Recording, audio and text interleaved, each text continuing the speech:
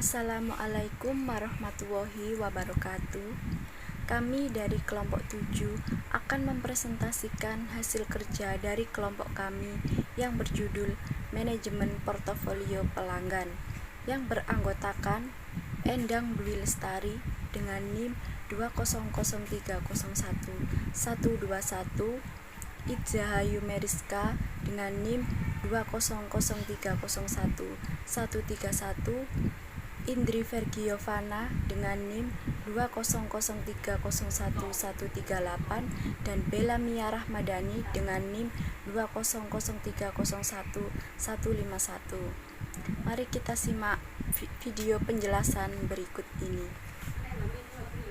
Dan manajemen portofolio pelanggan. Definisi dari manajemen portofolio pelanggan atau biasanya disebut CPM, Customer Portfolio Management, suatu kumpulan sekelompok pelanggan yang saat ini sangat banyak dilakukan oleh perusahaan. Perusahaan yang menginginkan pelanggan atau konsumen, mereka tetap memberi produk atau memakai jasa mereka dengan meningkatkan kualitas dan selalu melakukan inovasi baru. Konsep dasar CPM. Pentingnya relasi. Relasi sangat penting dalam menjaga hubungan, baik antara perusahaan dengan pelanggannya. Tanpa adanya relasi, maka suatu perusahaan tersebut akan mengalami kehancuran. Mengapa demikian? Karena dalam bisnis sekarang banyak terdapat bisnis relasi yang baik dengan pelanggannya. B. Awal sebuah usaha ICEM. Konsep dasar ICEM diawali dengan mengenal, mengetahui, menggali apa yang dibutuhkan dan diharapkan pelanggan dari perusahaan. Misalnya, selain informasi produk yang dimiliki, bisa juga digali informasi seperti pekerjaan, posisi perusahaan, hobi, dan lain-lain. Hal tersebut dapat memberikan efek yang dapat membangun relasi antara perusahaan dengan pelanggan dan mengarah bagi keuntungan perusahaan.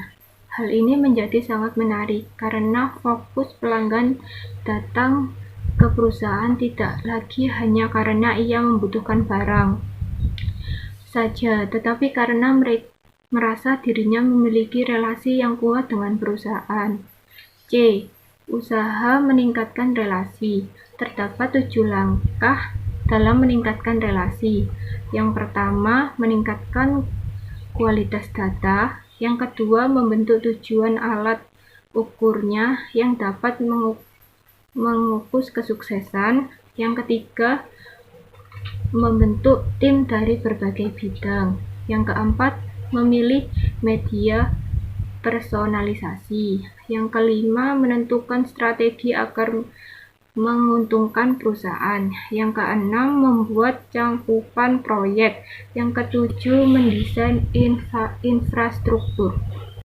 Manajemen interaksi. Di dalam ICEM menggunakan 4 manajemen interaksi, yang diantaranya yaitu attract atau merasuk perhatian. Perusahaan berharap untuk menarik minat dan perhatian pelanggan, baik secara langsung maupun melalui virtual. Yang kedua, extract atau transaksi, yang mencakup interaksi pada saat pembelian dan pembayaran atas produk atau jasa. Yang ketiga adalah service atau layanan, yakni interaksi antara perusahaan dengan pelanggannya yang terjadi pada aktivitas seperti layanan jual, layanan bantuan instalasi, dan lain-lain. Yang keempat adalah enhance atau peningkatan, yang mengacu pada interaksi untuk meningkatkan kadar komitmen relasi yang dimiliki perusahaan dan pelanggan. Jenis-jenis pelanggan. Dalam dunia usaha atau bisnis, pasti tidak asing dengan yang namanya pelanggan. Pelanggan bukan hanya orang yang mendatangkan keuntungan bagi perusahaan, Namun, pelanggan juga orang yang berjasa dalam usaha yang kita jalankan. Pelanggan pada dasarnya berasal dari konsumen yang mencoba-coba menggunakan usaha jasa maupun produk dari perusahaan atau usaha yang sedang kita jalankan. Pelanggan tersebut biasanya terbentuk dari kerjasama yang saling menguntungkan yang terjadi dalam proses antara produsen dan konsumen. Tanpa kerjasama antara produsen dan konsumen tersebut tidak akan ada yang namanya pelanggan. Tanpa kerjasama yang saling menguntungkan tersebut, yang ada hanyalah proses pembelian barang biasa tanpa diikuti dengan pembelian yang berulang-ulang di waktu yang lainnya. Ada beberapa macam pelanggan. Yang pertama adalah pelanggan internal. Pelanggan internal merupakan sekelompok orang yang ada dalam perusahaan yang memiliki pengaruh penting dan dalam performa pekerjaan. Hal-hal yang dilakukan oleh pelanggan internal antara lain adalah kerjasama yang saling menguntungkan dan pekerjaan yang berkualitas dan pengiriman waktu yang tepat. 2. Pelanggan eksternal. Pelanggan eksternal merupakan sekelompok orang yang berada di luar perusahaan yang membeli jasa atau produk yang kita jalankan. Pelanggan eksternal adalah masyarakat umum yang membeli produk di perusahaan kita.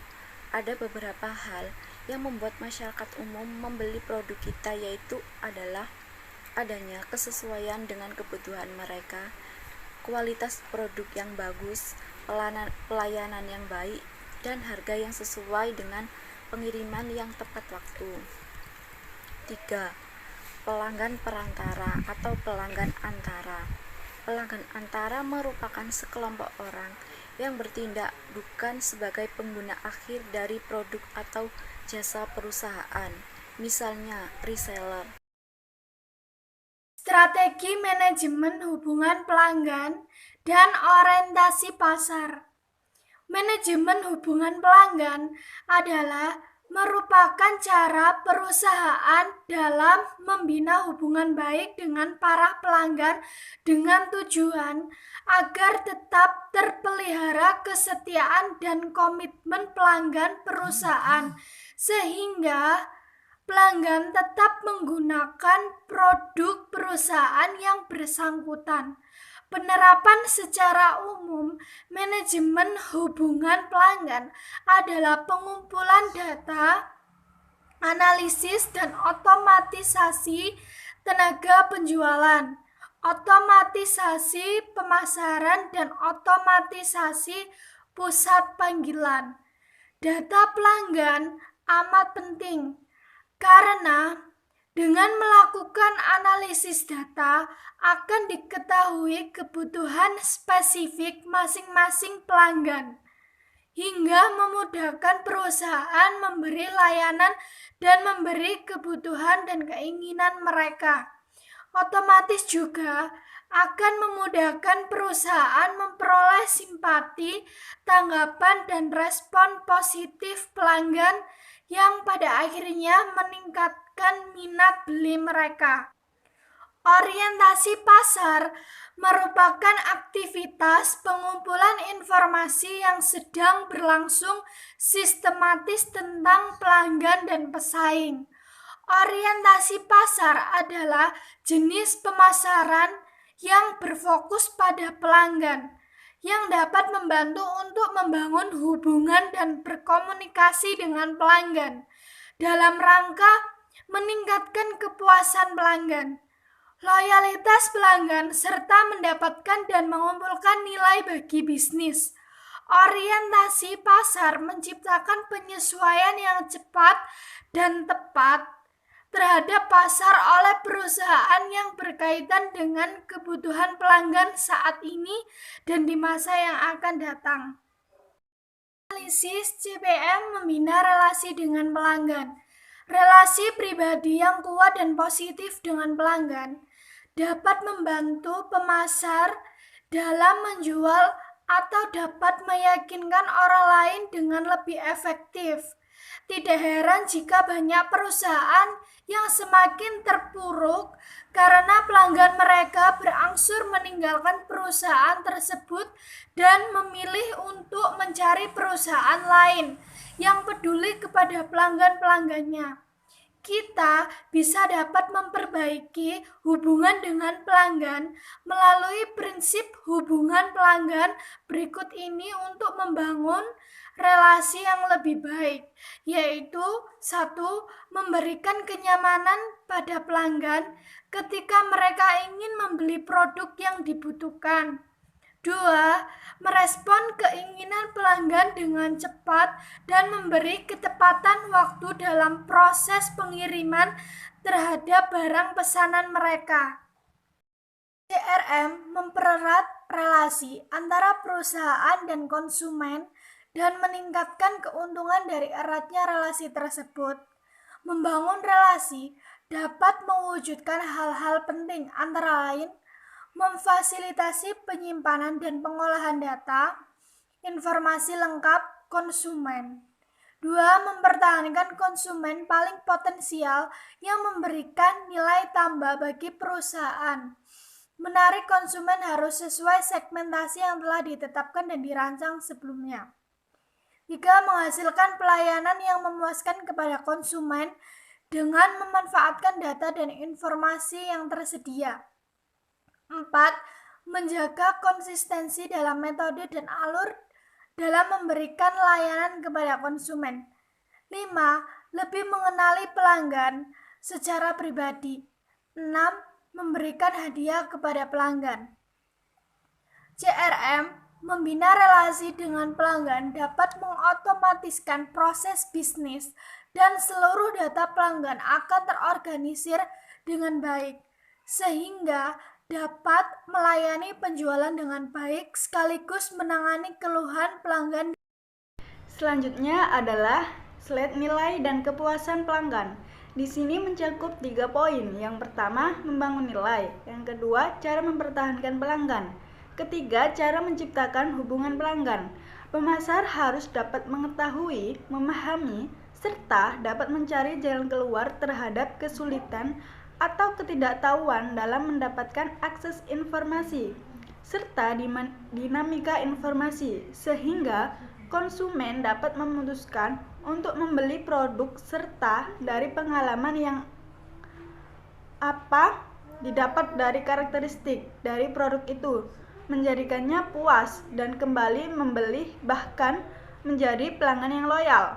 Dari aspek pandang di atas, dari sekian pelanggan dengan berbagai karakteristik, di atas secara realita ada perbedaan persepsi yang mendasar dalam menilai, menyatakan apa puas, serta dari pasca pembelian dan konsumsi, dapat menjawab konsep di atas.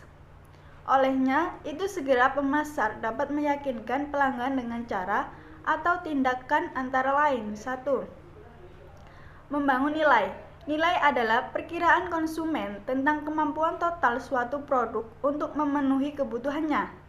Nilai bagi pelanggan dan jumlah biaya dari pelanggan.